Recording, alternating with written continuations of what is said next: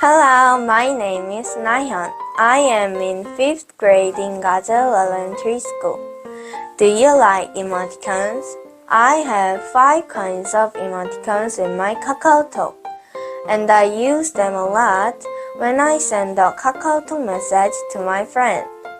I like to use them.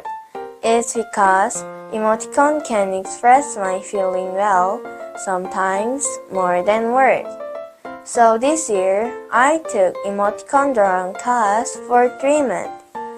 There are a few steps how to make my own emoticons. First, I have to decide on a character and draw a design. Second, I have to draw the simple moves step by step. Finally, I have to apply for the emoticons I drew on KakaoTalk.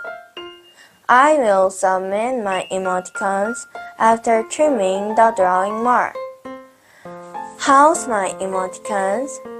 Is it interesting? Here is a prize. I like English because I think the color of English is pretty. So I drew it in my own style. Ta-da! This is a happy English. This is an angry English. And this is a sad English.